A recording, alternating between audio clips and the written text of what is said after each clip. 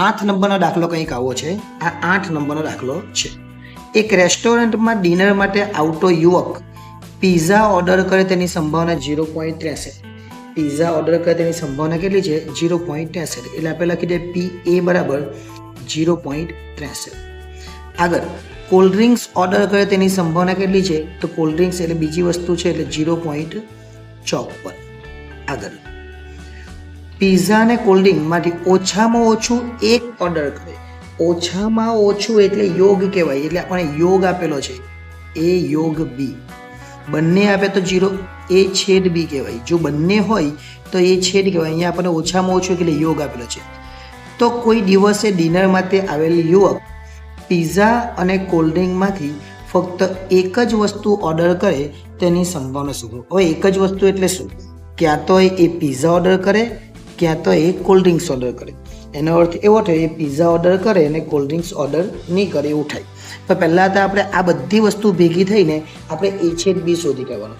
હવે એ છેદ બી કેવી રીતે શોધવાના? તો આપણે સૂત્ર મૂકવાનું. આગળ જે મૂકતા હતા એ પ્રમાણે પી એ યોગ બી બરાબર, ધ્યાન આપજો આ દાખલો જોવા જેવો છે, પી એ વત્તા પીબી માઇનસ પી એ છેદ બી. ચલો પી એ યોગ બી કેટલા છે? તો 0.88 આપણી પાસે છે. આ આપી દેલું છે. પી એ 0.63 છે, પી બી 0.54 છે અને પી એ છેદ બી આપણે શોધવાનો છે. હવે આ જે છે એને આ બાજુ લેતા આવે તો આપણને વધારે ઇઝી થઈ જાય. એટલે આ જે માઇનસ છે એ પ્લસ થઈ જાય. પી એ છેદ બી એ પ્લસ થઈ ગયું. 63 અને 54નો સરવાળો કરવાનો.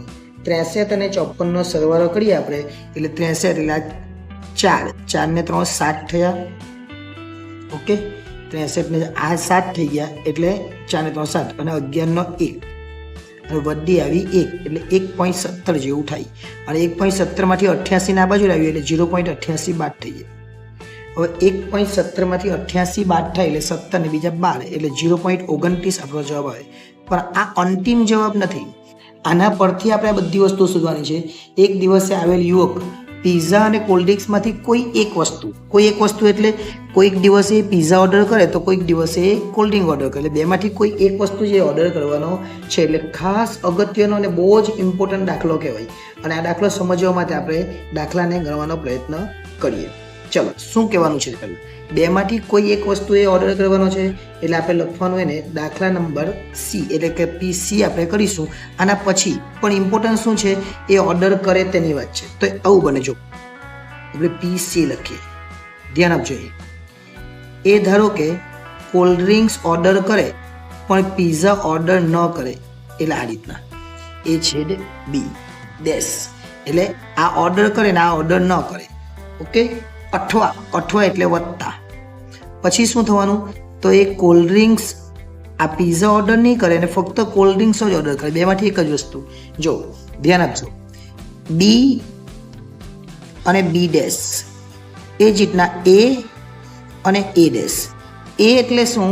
તો એ એટલે પિઝા ઓર્ડર કરે અને એ ડેશ એટલે પિઝા ઓર્ડર ન કરે. ઓકે, એ જ રીતના બી એટલે કોલ્ડ ડ્રિંક્સ ઓર્ડર કરે અને બી ડેશ એટલે કોલ્ડ ડ્રિંક્સ ઓર્ડર ન કરે. હવે ધ્યાન આપજો અહીંયા.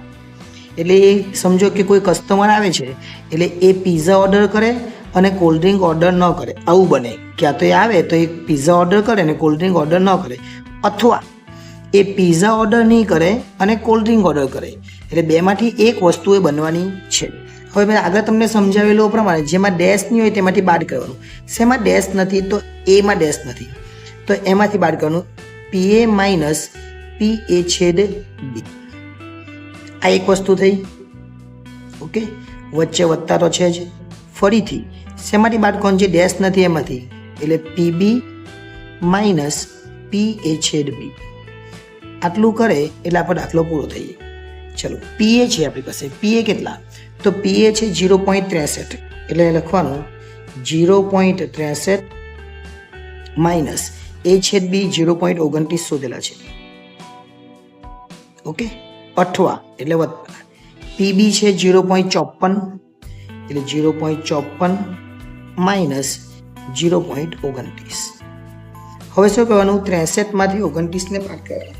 63માંથી આપણે 29 બાદ કરીએ એટલે 0.34 આવે, વત્તા 54માંથી 29 બાદ કરીએ એટલે 0.25 આવે, અને આ બંનેનો સરવાળો કરીએ એટલે આપણને છેલ્લો અને અંતિમ એટલે કે આખરી જવાબ મળે.